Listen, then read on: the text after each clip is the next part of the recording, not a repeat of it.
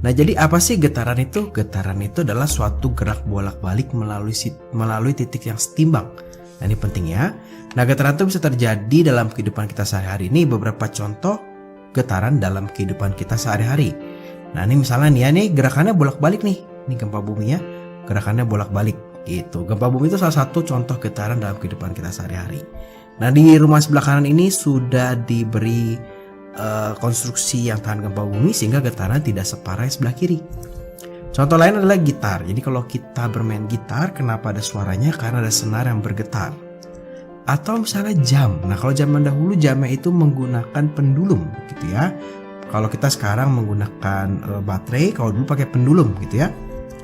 Memanfaatkan energi dari gravitasi. Nah, kalau kita lihat di sini pendulumnya geraknya bolak-balik ya, dan melalui titik setimbang. Nah, titik setimbang itu apa sih? Titik setimbang itu bisa dilihat kalau saat benda itu tidak bergerak. Nah, biasanya berarti kalau pendulum ya di tengah-tengah gitu ya. Nah, dalam suatu getaran nanti kita ada beberapa besaran yang bisa dihitung dan diamati, yaitu adalah frekuensi. Nah, frekuensi itu apa sih? Frekuensi adalah banyaknya getaran yang terjadi dalam waktu 1 detik. Jadi frekuensi itu banyak getaran ya dalam 1 detik. Beda dengan periode. Kalau periode itu sebaliknya. Periode adalah waktu yang dibutuhkan suatu benda untuk melakukan 1 kali getaran. Nah, atau ada yang ketiga ada namanya titik setimbang. Nah, ini dimana posisi tidak bergetar ya. Tadi kakak sudah bilang titik setimbang itu saat bendanya tidak bergerak. Nah, simpangan itu merupakan posisi benda saat bergetar dihitung dari titik setimbang. Nanti kita akan lihat contohnya ya. Nah, ada amplitudo. Amplitudo itu adalah simpangan yang terjauh gitu. Nah, ya. Nah, contohnya seperti ini. Ini adalah rumus-rumusnya. Nah, tapi contoh yang paling sederhana itu yang biasa akan kita pelajari itu adalah bandul. Ya, ini bandul yang sebelah kanan dan juga si pegas gitu. Titik setimbangnya adalah Q karena ketika di Q benda tidak bergerak ya. Kalau di pegas titik setimbangnya di B ya. Jadi kalau kita tarik dia bergerak pada suatu titik, dia akan berhenti di B, bukan di C, bukan di A ya. Nah, tadi kakak sudah berbicara tentang yang namanya simpangan. Nah, simpangan ini contohnya misalkan dari sini kita punya bolanya posisinya di sini nih. Ini adalah simpangan. Nah, titik terjauhnya itu biasanya kita gambarkan di dalam soal ya. Nah, ini terjauhnya adalah P ya. Amplitudonya itu dari P ke Q. Kalau lebih jelas sebetulnya amplitudonya dari sini nih. Nah, oke, bukan tepat dari P ke Q. Tapi kalau di soal kalian dikasih tahu ada titik-titik tertentu, nah ini yang lebih tepat itu amplitudonya adalah dari P sini ke tegak lurus ke Q-nya ya. Nah, kita mesti tahu apa sih satu getaran. Satu getaran itu dari P ya bergetar ke R kembali lagi ke P. Itu namanya satu getaran ya. Dia harus melalui semua titik yang ada di sini.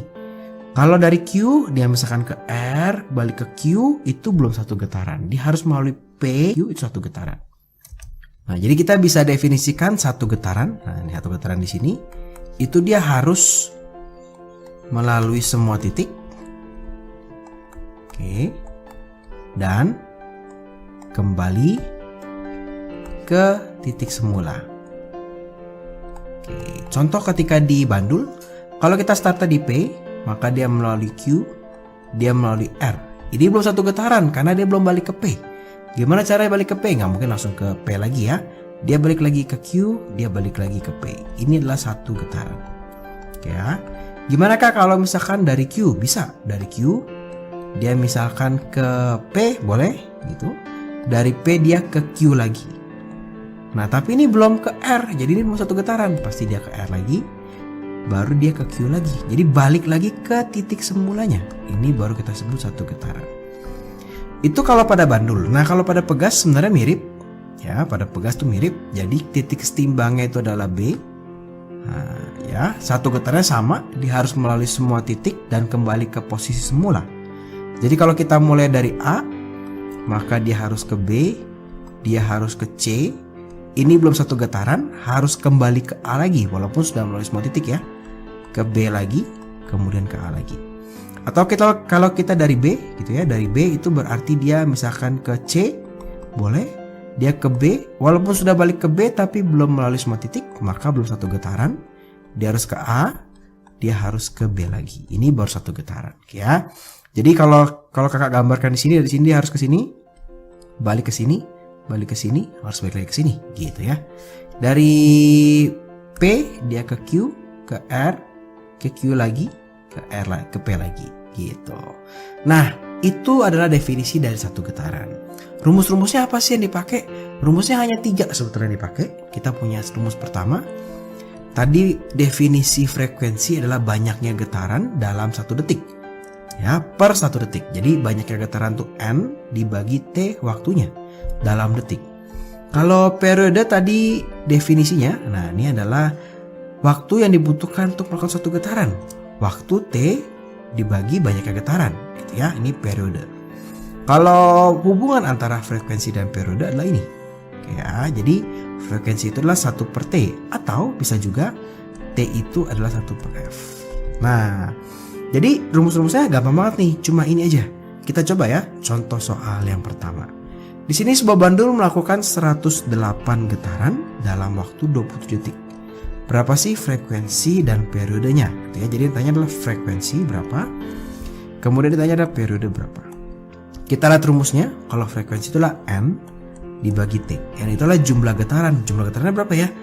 Oh, cari di soal, dia bilang ada 108 getaran, berarti N-nya 108 nih. Gitu ya. Dalam waktu 27 detik, berarti 27. Nah, nanti ini hasilnya adalah 4 Hz. Nah, frekuensi nanti kita dapat satuan dalam Hz. Bagaimana dengan cari periode, Kak? Nah, dari periode boleh pakai rumus yang nomor 2, boleh pakai rumus yang nomor 3. Kakak boleh nih pakai rumus 1 per F, gitu ya. Sehingga ini 1 per 4 detik. Jadi untuk melakukan satu getaran dia butuh 1/4 detik. Dan frekuensinya adalah 4 Hz. Kita coba lagi contoh yang kedua. Nah, ini sekarang sebuah penggaris plastik melakukan 330 getaran. Berarti ini N ya. N-nya adalah 330 getaran. Dalam waktu 1 menit. Berarti kita punya T. Nah, ini 1 menit. Harus kita ubah ke dalam detik menjadi 60 detik. Ditanya adalah frekuensi dan periode getaran. Berarti berapa nih frekuensinya? Berapa sih periodenya? Gitu ya. Contoh di sini kakak misalkan mau hitung periode dulu deh. Periode sama dengan T waktu dibagi N, ya. T-nya adalah 60 detik dibagi N-nya adalah 330. Nah, ini nanti jawabannya adalah kalau kita coret, bisa dicoret ya. Ini bisa dibagi 3. Nah, sehingga nanti hasilnya adalah 2 per 11 detik. Nah, ini adalah periodenya. Untuk satu kali getaran dia butuh waktu sebesar 2 per 11. Nah, sekarang gimana dengan frekuensinya? Nah, frekuensi boleh pakai rumus 1 per T, boleh pakai rumus N dibagi T. Nah, N adalah 330 dibagi T-nya adalah 60. Dicoret lagi, hasilnya nanti adalah 11 per 2 Hz. Nah, ingat ya, kalau frekuensi satu adalah Hz. Kira-kira itu adalah contoh soal paling mudah. Nah, sekarang kita ke contoh soal berikutnya yang lebih sulit. Di sini kakak punya penggaris. Nah, ini biasa sering banget nih soal-soal seperti ini ya, seperti nomor 3, nomor 4, atau nomor 5. Biasanya kita akan dikasih bandul, penggaris atau pegas. Kemudian kita dikasih nih, penggaris bergerak dari A ke B ke C. Nah, kita mesti tahu dia berapa getaran. Ya, dari A ke B ke C, gitu ya. Itu berapa getaran. Kemudian dikasih tahu waktunya dan jaraknya dari A ke C. Kita selidiki dulu dari A ke B ke C itu berapa getaran. Jadi kalau ketemu soal seperti ini kita harus menyelidiki A ke B ke C itu berapa getaran. Dari A, satu getaran itu ya, satu getaran dulu kita cek dari A ke B ke C, balik ke B, balik ke A. Itu baru satu getaran. Ya, jadi ada 4 langkah yang harus dia lalui. A ke B, B ke C, C ke B, B ke A. Sedangkan di soal ini ya, dari A ke B ke C itu hanya 2 dari 4 langkah. Berarti kita punya setengah getaran. Ya. Oke, kita punya waktu setengah getaran. Ini berarti adalah N-nya nih. Jumlah getaran setengah. Kemudian kita punya waktu, kita punya T sebesar 0,2 detik second. Oke. Kemudian, nah jarak dari A ke B 3 cm. Ini untuk soal sedikit saja untuk jawaban yang A nanti. Jadi dari A ke C ini adalah 3 cm. Oke. Ini berarti kakak tulis di sini aja. A ke C, AC itu adalah 3 cm. Nah, pertanyaan pertama adalah amplitudonya. Kita lihat di sini amplitudo itu dari titik setimbang ke terjauh ya, bukan jarak A ke C. Titik setimbangnya itu di B, terjauhnya ke A atau ke C. Sehingga amplitudonya ini pasti setengah dari AC, 1,5 cm. Gampang. Sekarang kita menjawab yang B. Berapa sih frekuensi getaran? Frekuensi rumusnya N dibagi T. N dibagi T. Kita tadi sudah selidiki, ternyata dari A ke B ke C itu adalah setengah getaran. Berarti N setengah. Setengah ya dibagi waktunya 0,2 detik atau 1/5. Nah, kita dapat nih, berarti nih setengah dikali 5/2 gitu ya. Kita dapat, maka frekuensinya adalah 5/1. Frekuensinya 5/2 Hz. Ya. Gimana Kak dengan periodenya? Nah, terserah. Untuk periode kita boleh pakai rumus yang kedua atau rumus yang ketiga. Misalkan kakak pakai rumus yang ketiga ya. Ini tinggal dibalik ya. Jadi ini kalau T berarti tinggal 1/F. Jadi tinggal 1/5/2. Nanti kita dapat nih 2/5 second. Jadi gampang ya, kalau ketemu soal seperti ini kita selidiki dia berapa getaran, kita bisa dapat berapa N ya. Dan kita bisa mengerjakan soal-soal berikutnya. Contoh lagi, misalkan begini. Dari P ke Q dalam waktu, ini sebuah bandul, dari P ke Q dalam waktu 0,05 detik. Jarak PR adalah 13. Jadi dari P ke R, nah ini dari P ke R, nah ini ada 13 cm gitu ya. Dari P ke Q kita coba cek ya. Dari P ke Q 1 gerakan, 2 gerakan. Kalau satu getaran kita mau sedikit dulu satu getaran. Dari P ke Q 1, Q ke R 1, kembali lagi 1, kembali lagi 1, ada 4. Sedangkan di soal kita cuma mendapat dari P ke Q aja.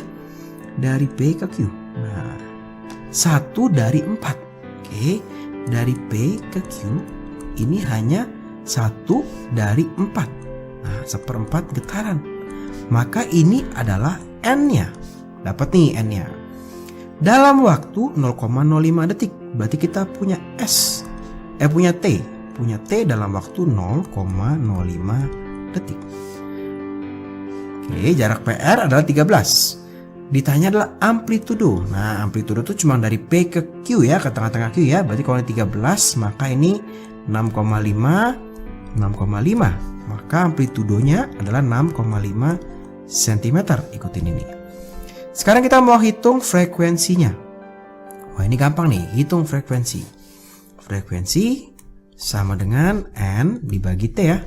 N-nya adalah 1/4 dibagi T-nya adalah 0,05, berarti 5/100 ya. Maka ini 1/4 dikali 100/5.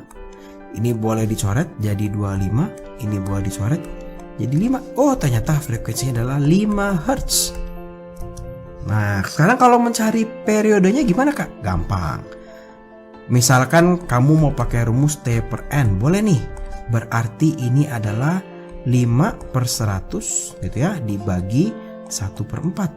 Nih, artinya ini adalah 5/100 dikali 4/1. Kalau kita coret jadi 25. Kalau kita coret jadi 5 ya. Dapat nih waktunya adalah 1/5 detik. Nanti kalau pakai rumus yang ini sama saja. Kita coba lagi satu soal. Sekarang pegas. Sama, kita harus menyelidiki dari B ke C ke B ke A itu berapa getaran gitu ya. Dalam waktu 0,2 detik. Berarti paling gampang nih, kita sebenarnya soal-soal seperti ini pasti T-nya nih 0,12 detik gitu ya. Dari A ke C, nah dari A ke C ini adalah 8 cm. Oke. Sekarang kita selidiki ya. Jadi kalau satu getaran dari B, satu getaran ya dari B ke C, kembali ke B, 2 gerakan, kembali ke A, baru balik lagi ke si B. Berarti dia ada 4. Sekarang kalau di soal yang kita ketahui, dia berapa gerakan ya? Dari B, nah dia ke C, dari C dia ke B lagi, nah dia ke A lagi.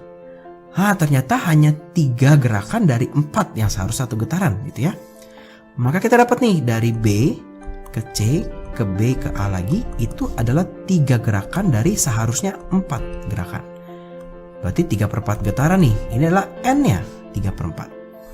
Sekarang kita mulai menjawab soalnya. Amplitudo gampang. Dari A ke C 8, maka amplitudonya bagi 2. Pasti 4 cm. Amplitudo dari seimbang ke titik terjauh ya. Boleh ke C, boleh ke A. Sekarang kita mau menjawab frekuensi. Frekuensi sama dengan N dibagi T ya. N ya adalah 3/4 getaran. Dibagi waktunya adalah 12/100. 0,12 ya. 12/100 nih. Gitu. Ini 3/4 dikalikan 100/12. Ini boleh kita coret jadi 25. Ini boleh kita coret jadi 4. Nah ini jadi jawabannya adalah 25/4 Hz ya, atau 6,25 Hz. Nah kalau adik-adik perhatikan, kalau teman-teman perhatikan sebetulnya dari tadi tuh hanya kebalik-balik loh ya. Jadi kalau misalkan frekuensinya 5 Hz, nanti periodenya 1/5 gitu ya. Kalau frekuensinya 5/2 ya, periodenya 2/5. Ya, dapat dari mana? Karena dapat dari rumus ketiga ini. Jadi sebetulnya kalau kita sudah cukup banyak berlatih, kita akan menyadari, oh kalau kita dapat nih frekuensinya adalah 25/4 gitu ya, maka periodenya pasti 4/25 second gitu ya. Jadi gampang banget nih untuk soal-soal dasar dari getaran tuh mudah sekali, dan ini pasti harus bisa kita kerjakan. Nah untuk soal berikutnya bisa aja soalnya seperti ini gitu ya, dalam bentuk soal cerita sedikit. Dia bilang sebuah bandul ditarik ke samping lalu dilepaskan. Waktu pertama kali menarik ke samping, seorang menghitung 1. Setelah bandul kembali ke posisi semula, dia menghitung 2 dan seterusnya. Jika hitungan ke-28 terjadi pada waktu 0,675 menit, berapa sih hitungan dari frekuensi dan periode getaran gitu ya. Nah kalau kita lihat di sini, kita coba sketsa dulu gitu ya. Jadi kita punya bandul. Dia dari titik timbang ditarik gitu ya ke sini. Si orangnya hitung 1 ya. Kemudian si bandul pasti bergerak dong ke sini ya. Nah, ke titik timbang dia bergerak lagi ke simpangan terjauh di sebelah sini. Dia balik lagi ke sini, balik lagi ke sini, dia baru hitung 2. Ya. Artinya pada hitungan yang kedua ini bandul baru melakukan 1 getaran. Ya, nanti kalau hitungan ketiga dia baru melakukan 2 getaran. Artinya kalau hitungan ke-28, nah ini dia melakukan 27 getaran. Nah dapat dari mana kak? Ini tinggal dikurangi 1 aja gitu ya. Jadi sini kita sebetulnya sudah punya N-nya. N-nya itu adalah 27 getaran. Kemudian kita punya waktunya, T-nya sebesar 0,675 menit. Nah ini hati-hati ya, harus kita ubah ke detik, yaitu sebesar 81/2 detik. Nah, sekarang kita lihat apa sih yang ditanya. Yang ditanya gampang banget nih. Yang ditanya itu adalah frekuensinya dia ya, atau periodenya dia. Terserah mau cari yang mana dulu. Misalkan kakak mencari frekuensi dulu. Frekuensi adalah N dibagi T. N dibagi T 27 dibagi 81/2 gitu ya. Atau ini adalah 27 dikali 2/81. Ini ternyata bisa dibagi 9 ya. Dibagi 9 dapatnya 3. Ini dibagi 9 dapatnya itu adalah 3. Oh ini dibagi 9 dapatnya 9 ya. Ternyata masih bisa lagi dibagi ini. Bisa dibagi lagi ternyata. Nah dapat 3. Nanti kita dapat ternyata frekuensinya adalah 2/3 Hertz ya. 1 adalah Hertz. Nah periodenya gimana kak? Oh gampang dong. Kalau hitung periode tinggal kita balik aja gitu ya.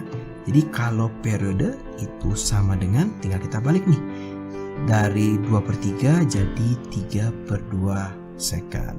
Nah jadi kira-kira seperti itu, gampang ya. Yang penting kita tahu bagaimana mencari berapa getarannya dan juga waktunya. Bisa juga soalnya berupa perbandingan gitu ya. Jadi ini frekuensi getaran sayap seekor lebah jantan 1,5 kali frekuensi getaran lebah betina gitu ya. Tentukan perbandingan periode getaran kedua sayap. Jadi kita punya lebah jantan, kita punya jantan. Nah, di sini kita punya betina. Oke.